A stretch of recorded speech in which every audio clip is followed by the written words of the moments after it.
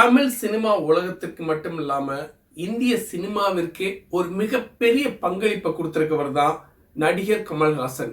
பத்மஸ்ரீ நடிகர் கமல்ஹாசன் அவர்கள். அதாவது உலக சினிமால எந்த ஒரு புதிய தொழில்நுட்பம் வந்தாலும் அந்த புதிய தொழில்நுட்பத்தை கற்றுக்கொள்ளணும் அப்படிங்கிற ஒரு ஆசையும் தீரா காதலும், அது மட்டும் இல்லாம அந்த தொழில்நுட்பத்தை நம்மளுடைய தமிழ் இந்திய சினிமாக்கள்ல பயன்படுத்திய ஆகணும் அப்படிங்கிற ஒரு விஷயத்தை ரொம்பவே மையப்படுத்தி செயல்படக்கூடியவர் தான் நடிகர் கமல்ஹாசன் அவர்கள்.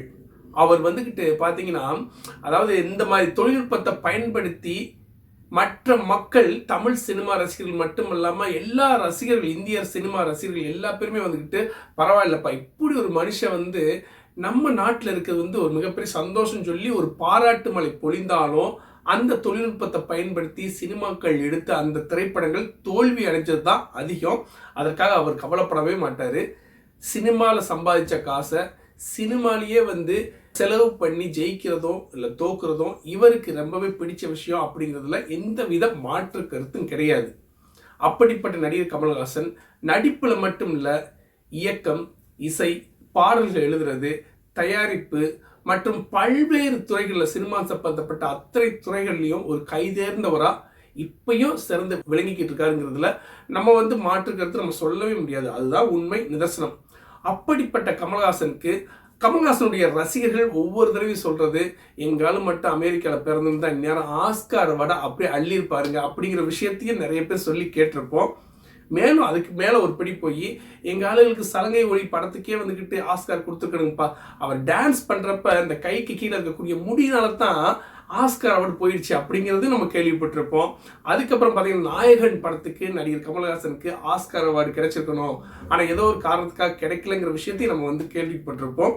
தேவர் மகன் படத்துக்கு கமல்ஹாசன் அவர்களுக்கு ஆஸ்கார் அவார்டு கிடைச்சிருக்கணும், ஆனால் அப்பயும் கிடைக்காம போச்சு. இப்படியெல்லாம் வந்துக்கிட்டு சினிமா ரசிகர்களும் கமல்ஹாசன் ரசிகர்களும் வந்துக்கிட்டு ரொம்பவே வந்துக்கிட்டு புலம்பிக்கிட்டு இருந்த காலங்கள்லாம் இருந்திருக்கு. அப்படிப்பட்ட கமல்ஹாசன் அவர்களுக்கு ஒரு மிகப்பெரிய கௌரவமாக 2025 ஆண்டு ஆஸ்கார் விருது வழங்கும் விழாவுக்கு நடிகர் கமல்ஹாசனுக்கு ஒரு சிறப்பு அழைப்பை வந்து அந்த நிர்வாகம் வந்து அழைப்பு விட்டுருக்காங்க.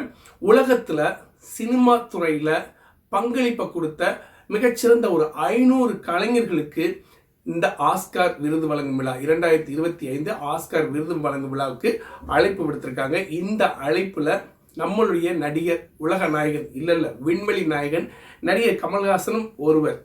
இதோடு மட்டும் இல்லாமல் இந்தியாவை சேர்ந்த ஆயுஷ்மான் குரேனா அவர்களுக்கும் இந்த ஆஸ்கார் விருது வழங்கும் விழாவுக்கு வந்து அழைப்பு விடுத்திருக்காங்க. நம்மளுடைய உலக நாயகன், விண்வெளி நாயகன் கமல்ஹாசன் அவர்கள் ஆஸ்கார் விருது வழங்கும் விழாவுக்கு போய் முதல் வரிசையில் உட்கார போறாரா, இல்லை அங்கே உள்ள விருது வாங்கக்கூடிய கலைஞர்களுக்கு இவர் கையால் விருது கொடுக்க போறாருங்கிறத அடுத்தடுத்த தகவல்கள் நமக்கு வந்தால் கண்டிப்பாக வந்து சொல்கிறேன். எது எப்படியோ நம்மளுடைய கமல்ஹாசன் அவர்கள் ஆஸ்கார் நாயகன் நம்ம சொல்லியிருக்கோம், நம்மளுடைய ஏஆர் ரஹ்மான். அதை தாண்டி இன்னொரு ஆஸ்கார் நாயகனாக வருவாரா, இல்லை வந்துக்கிட்டு இதுவே போதும் ஆஸ்கார் விருது வாங்குறத தாண்டி அந்த ஆஸ்கார் விருது வழங்கும் விழாவில் விருது கொடுக்க போகிறாரா அப்படிங்கிற விஷயங்கள்லாம் வந்துச்சுன்னா கண்டிப்பாக உங்ககிட்ட வந்து ஷேர் பண்ணிக்கிறேன். மீண்டும் ஒரு தகவலுடன் இந்த வீடியோ பிடிச்சிருந்தா மறக்காமல் நம்மளுடைய யூடியூப் சேனல் பா முத்துக்குமார் யூடியூப் சேனல் வந்து லைக் பண்ணுங்கள், சப்ஸ்கிரைப் பண்ணுங்கள், உங்கள் நண்பர்களுக்கு ஷேர் பண்ணுங்கள். மீண்டும் ஒரு தகவலுடன்